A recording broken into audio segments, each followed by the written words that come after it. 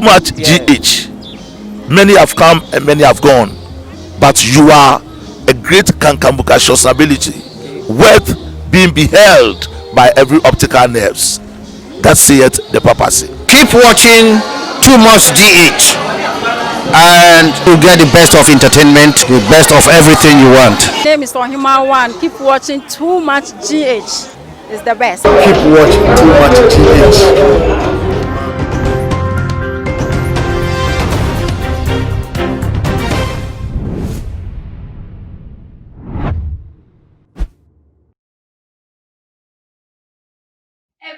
For me, my Obibia, Aqua Baliba Too Much GH. And a day, Munyaba, Moson for Mexico. Na me de nsemwa circulate wo manmu eba besum ekoba say e bibra ye election year campaign year idie se we a popular figure na say enye wo ko make comment bi fa party ba ko amanyoko ba ko a wona na e dia tag o se wo no wo free NPP ana wo free NDC netifo say ne akobie mu say public figure dey down identity chere say wo belong to amanyoko we dia ya na wo nta show nanso ebi mu de na the way your communication tie any the way your wo ka wo nsem ni program bi o ye dia ya na Ghana for jojo na timemufo na o mo tag o mo beteye perception say we our party way our party A and our party B therefore sense we ya na akoso a chere so makwa tag Captain Smart no nim say dodo na nim say oya presenter Angel TV and the program chere say hit Ghana ha nkrofo dodo na di hu no anopa bofo what the nsem bi aba betu dwa na papa nsem on the two dwa no nchiremu kire say dodo na tag no nkrofo na tag no with that picture no new patriotic party on my target they say the wealth awenya ne nyoma ana ne property bi awaye no on my target they say former president John Dramani Mahama and this ambuana na say woman enya na ho sa na eno na ye papa yiti ye Captain Smart anya ne de na wono abetu n'anim tu abeka na nsem say there bio South Sudan na manfo ni di susu especially amanyoko MPP no wo munja cry because of no wa brain moje ni ne sweat pan o de nya ne wenya ne car wo de mu no ane sweat na ne fie a wa tokra mpo no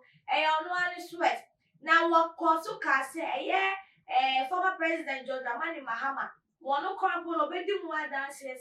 ni penny ana ne pesua ana ne kapreba ebi kra emba wono Captain Smart on etefo say na papa Captain Smart o sidi ne nsem no etu dwa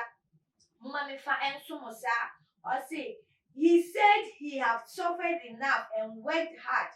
to build his own house and bought his own cars.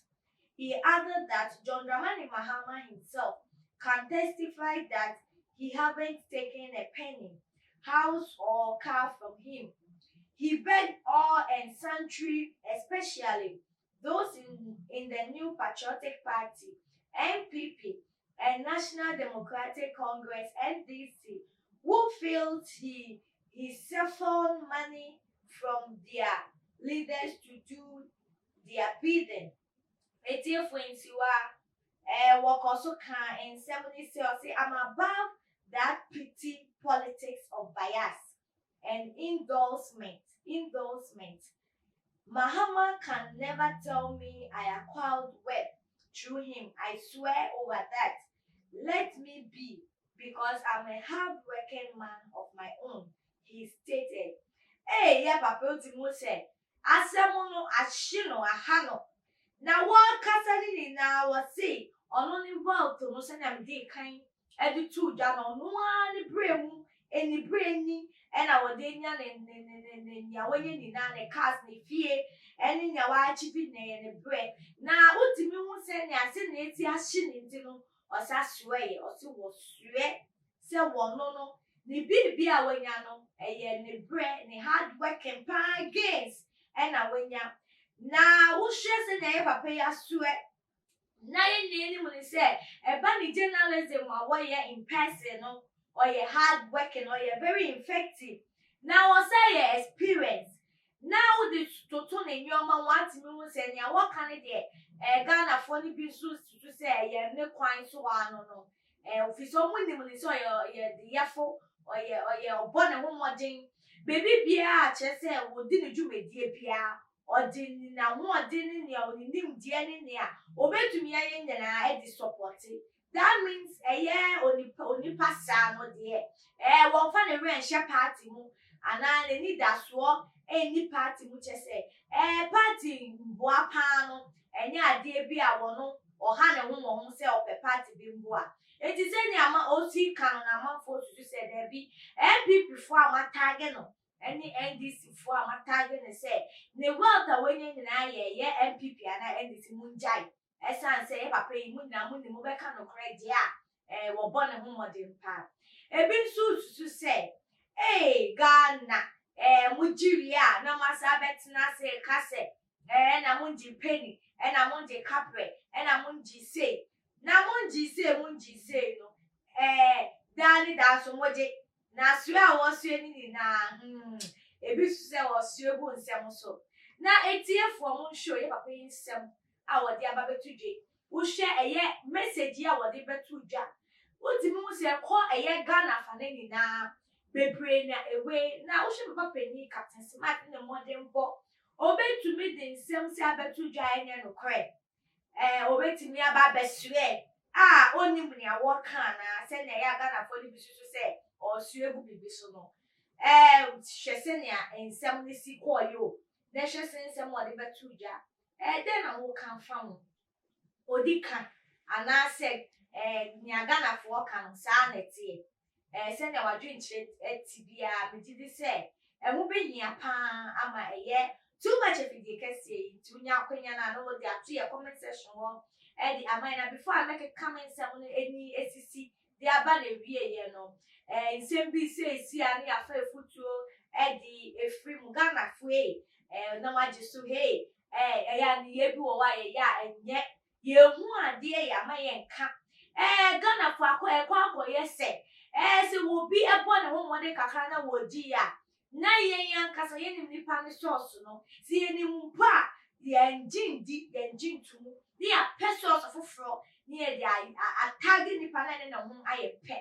ai wo mreku amonim se ye Captain Smart die na djuma die won fe ndi agro promotions obenye bi allowances obenye bi jese eye ade bi e manipa bra botum pombia enam de we odi ni djumedie nti na baso body no benya na si den na akoye election year nti se si a ye de ne modern body na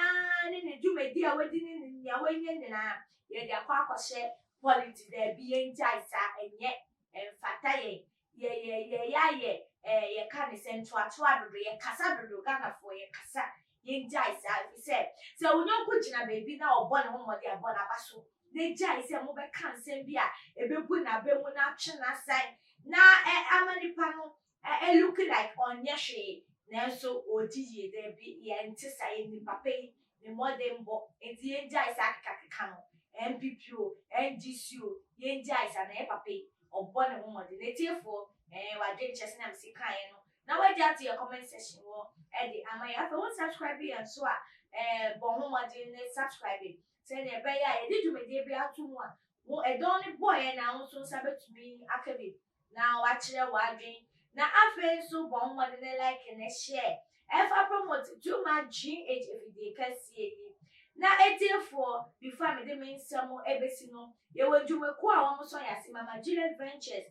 base oba o kitchen bedimu na wura wa won che dia bo modi afa mama Juliet number no beboa ama o kitchen ewo aye enika afa loan master malong with 24 hours on rating so the that from the answer wo Ghana now your government worker loan master be mo wenya urgent money for urgent project and so medical and I'm thinking tawi ebe so mo aha na me remember kwan am di wo sidasne ye be san Asia makwa